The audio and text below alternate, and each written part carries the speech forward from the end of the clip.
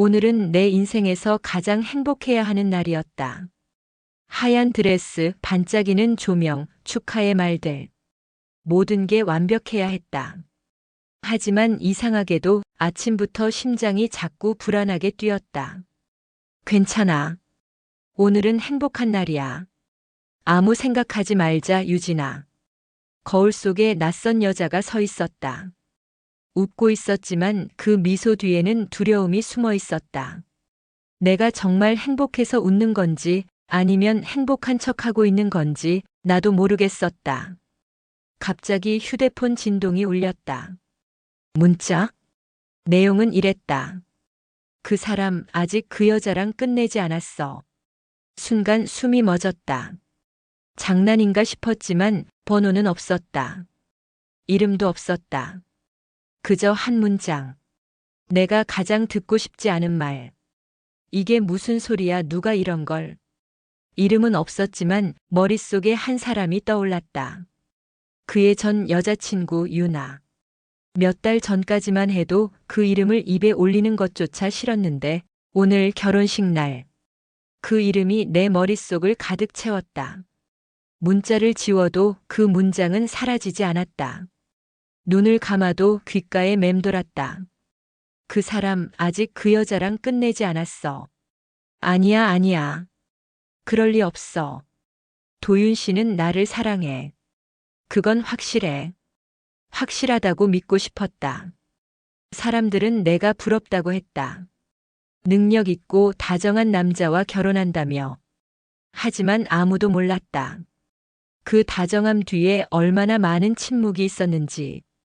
일주일 전에도 그랬다. 그는 자꾸 전화를 피했다. 밤늦게까지 연락이 닿지 않았다. 그리고 돌아오면 늘 같은 말이었다. 회의가 길었어. 피곤하다. 나중에 이야기하자. 회의가 그렇게 달콤한 향수를 남길 수 있을까? 그때부터 이상하다고 느꼈다. 하지만 결혼은 멈출 수 없었다. 이미 날짜는 잡혔고 초대장은 다 나갔다. 사랑보다 체면이 더 무겁게 느껴졌다. 드디어 내 이름이 불렸다. 신부님, 입장 준비해 주세요. 그 말이 왜 그렇게 무섭게 들렸을까? 괜찮아, 다 괜찮아. 모두가 날 보고 있어. 울면 안 돼. 결혼 행진곡이 울려 퍼졌다. 문이 열리고 수백 개의 시선이 나를 향했다. 조명이 너무 밝아서 사람들의 얼굴이 잘 보이지 않았다. 그런데 그 순간 그의 얼굴 옆에 낯익은 여자의 실루엣이 보였다. 유나? 그녀는 내 쪽을 바라보며 미소 지었다. 그리고 손을 내밀었다. 그 손 위엔 도윤의 손이 얹혀 있었다. 둘은 서로를 바라보고 있었다. 시간이 멈췄다. 음악도 박수도 내 숨도. 이건 뭐야? 왜 저 여자가 거기서? 왜 그 사람이 저 손을 잡고 있는 거야? 그녀의 배는 불룩했고 그 손가락엔 도윤과 같은 반지가 있었다. 누가 봐도 알 수 있었다. 그 아이의 아버지가 누구인지. 이 결혼 못하겠어요. 그 말은 내 의지보다 먼저 튀어나왔다. 입술이 나보다 먼저 진실을 말했다. 순간 정적이 흘렀고 웅성거리기 시작했다. 뭐야, 왜 그래? 신부가 도망가? 모두가 나를 봤다. 그들의 눈빛 속엔 걱정이 아니라 호기심이 있었다. 마치 한 편의 스캔들을 보는 관객처럼. 도망쳐야 해. 여기선 숨을 쉴 수 없어. 웨딩드레스를 움켜쥐고 달렸다. 하이힐이 바닥을 때리는 소리가 내 심장 박동보다 컸다. 하하. 거친 숨을 몰아쉬었다. 그 사람 아직 그 여자랑 끝내지 않았어. 그게 진실이었네. 결혼식은 끝났다. 아니, 애초에 시작되지도 않았다. 오늘은 인생에서 가장 행복한 날이 아니라 가장 잔인한 날이었다. 멀리서 도윤이 다가오고 있다. 그럴 줄 알았어. 내가 모든 걸 알게 됐다는 거. 나도 방금 알았거든. 그의 목소리는 담담했다. 미안함도 당황함도 없었다. 마치 모든 게 계획된 일인 것처럼. 사랑한다고 말하던 그의 눈빛이 거짓이었다는 걸 나는 이제야 알았다. 이 결혼식은 시작이 아니라 끝의 신호였다. 사람들은 그 문장을 입에 담는 것만으로도 즐거워했다.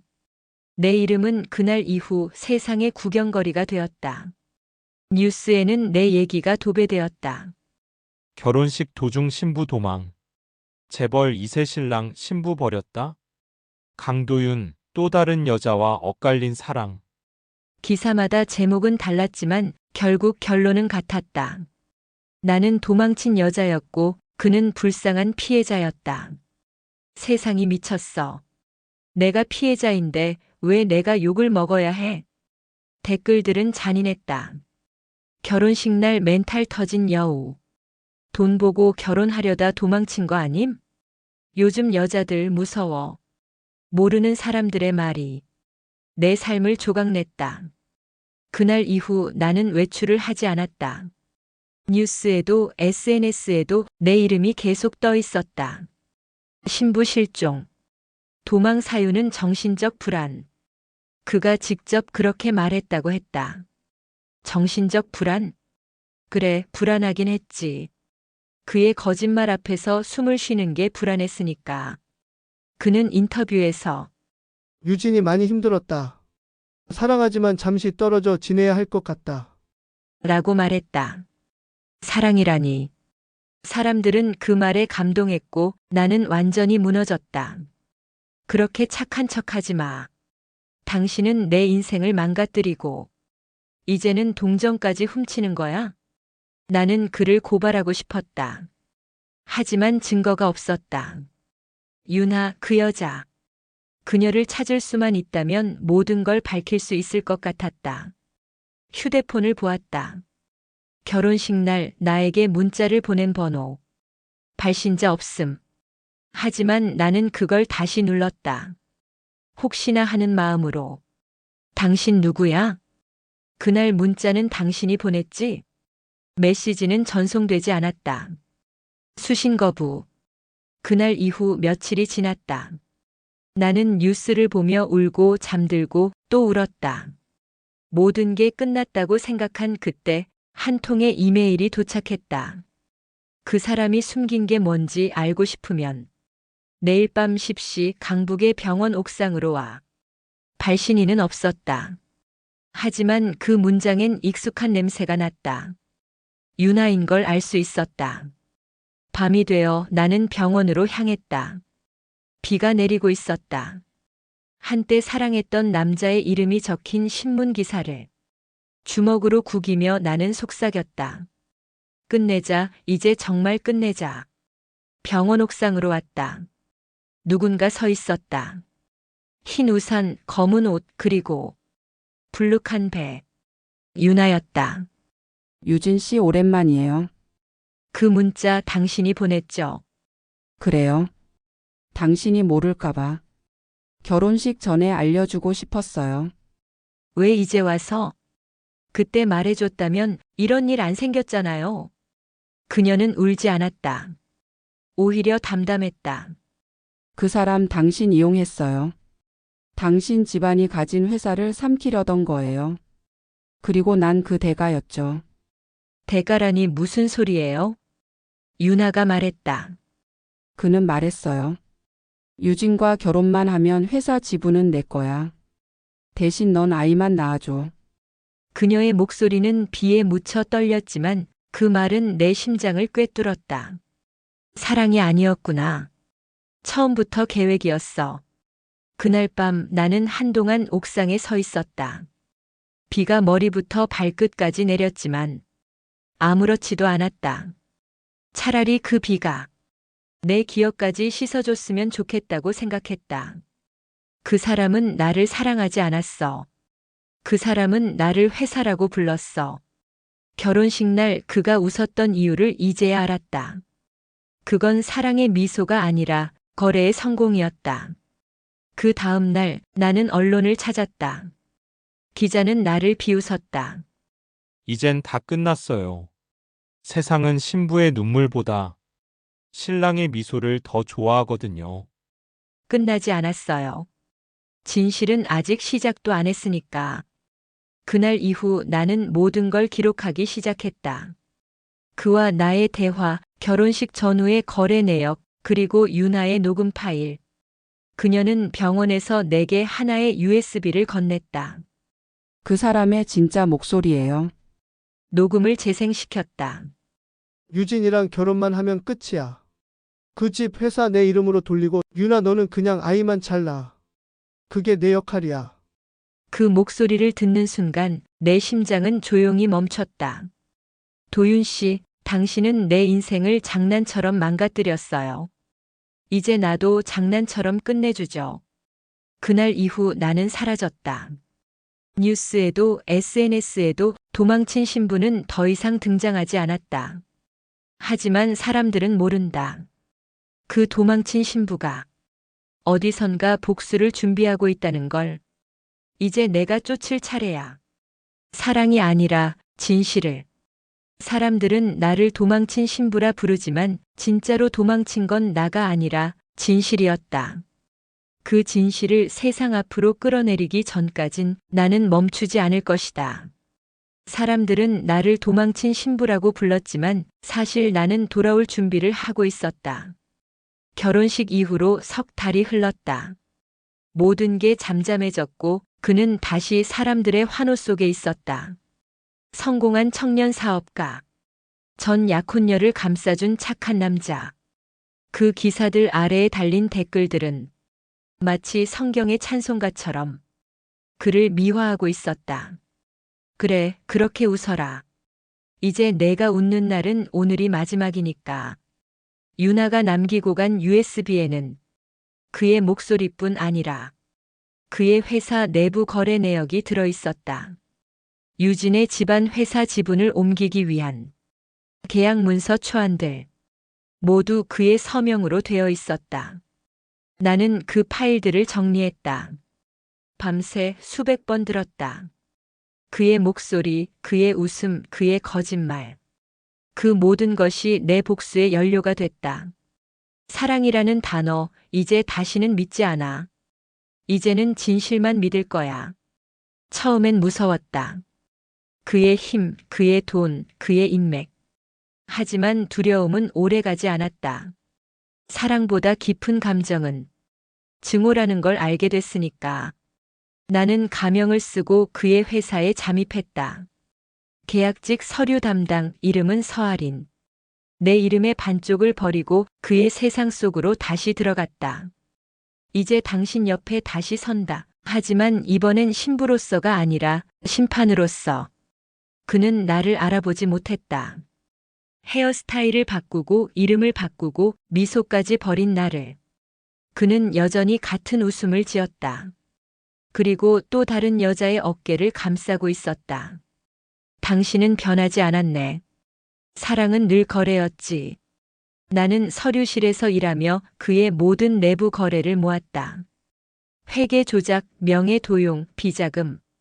그의 제국은 거짓 위에 세워져 있었다. 이제 무너질 시간이야. 나는 USB에 녹음 파일을 덧붙였다. 당신의 목소리로 당신을 무너뜨릴 거야. 그 메시지를 남기고 기자에게 모든 자료를 보냈다. 뉴스에 기사들이 쏟아져 나왔다. 강도윤 대표 비자금 조성 및 주식 사기 혐의. 결혼식 파행의 진실, 신랑의 숨겨진 거래 드러나. 도망친 신부, 알고 보니 진실의 제보자. 세상은 뒤집혔다. 이번엔 그가 도망칠 차례였다. 이게 바로 당신이 만든 결혼식의 답이야. 나는 당신의 신부로 도망쳤지만 이제 진실의 신부로 돌아왔어. 그는 인터뷰를 거부했고 모든 계좌가 동결됐다. 기자들은 그를 위선의 남자라 불렀다. 그의 사진 위에는 붉은 자막이 떴다. 추락한 왕자. 사람들은 내 복수를 통쾌하다고 말했지만 나는 웃을 수 없었다. 복수는 시원하지 않았다. 그저 공허했다. 유나의 아이는 태어났다. 그녀는 아이의 이름을 하나라고 지었다. 세상에 단 하나뿐인 사랑이란 뜻이라고 했다. 나는 병원으로 찾아가 아이를 안아보았다. 작고 따뜻했다. 이 아이는 아무 잘못이 없어. 어른들의 거짓 속에서도 순수하게 태어났으니까. 그날 유나는 말했다. 유나의 목소리 희미하게. 이제 그만 미워해요, 유진 씨.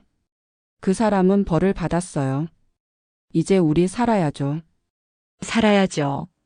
하지만 나 자신으로 다시 살 수 있을까? 집으로 돌아오는 길 불에 탄 웨딩드레스를 꺼냈다. 결혼식 날 입고 도망쳤던 그 옷. 그 위엔 아직도 눈물 자국이 남아 있었다. 이제 정말 끝내자. 나는 그 드레스를 강가에 던졌다. 흰 천이 물속으로 가라앉는 순간 가슴 속에서 뭔가 함께 빠져나가는 느낌이 들었다. 이젠 신부도 피해자도 아니야. 그냥 나야. 그 후 나는 결혼식 컨설턴트로 일하게 됐다. 아이러니하게도 남들의 결혼을 도와주는 일이 나를 치유했다. 신부들이 불안해하며 묻곤 한다. 언니 결혼 전에 어떻게 하면 행복할까요? 그럴 때마다 나는 웃으며 말한다. 진실을 확인하세요. 사랑보다 먼저요. 그날 이후 나는 행복의 기준을 바꿨다. 누군가의 신부가 되는 게 아니라 나 자신에게 신부가 되는 것. 사랑을 믿지 않아도 괜찮아. 진심은 아직 살아있으니까. 그리고 언젠가 진심인 누군가가 내 손을 잡아주겠지. 결혼식장에서 도망친 신부는 이제 없다. 대신 진실을 선택한 여자가 있을 뿐이다. 사랑이란 이름의 거짓은 무너졌지만 진심이란 이름의 나는 살아남았다. 사람들은 말한다. 복수가 끝나면 마음이 편해질 거라고. 하지만 진실은 그 반대였다. 복수가 끝나자 나는 텅 비어 있었다. 이제 다 끝났는데 왜 이렇게 조용하지? 왜 하나도 기쁘지 않을까? 그의 이름은 모든 포털에서 사라졌다. 그의 회사는 부도 처리됐고 그의 얼굴은 더 이상 뉴스에 나오지 않았다. 세상은 잠시 나를 영웅처럼 떠받들었다. 거짓을 폭로한 여자. 용기 있는 신부. 하지만 시간이 지나자 사람들은 또 다른 이야깃거리를 찾았다. 그리고 나는 다시 혼자가 되었다. 결국 세상은 잠깐 나를 보고 다시 나를 잊는구나. 나는 그때 깨달았다. 진짜 복수는 그를 무너뜨리는 게 아니라 나 자신을 다시 세우는 거라는 걸. 결혼식장에서 도망친 날 이후 나는 신부라는 단어를 증오했다. 하지만 어느 날 우연히 거리에서 한 장의 청첩장을 보았다. 하얀 리본이 묶인 그 봉투를 보며 나는 이상하게 웃음이 났다. 그래, 그날의 나도 이런 봉투를 들고 있었지. 손이 그렇게 떨렸었는데. 그날 이후 나는 다시 일을 시작했다. 결혼식 관련 업체에서 신부 컨설턴트로 일하게 되었다.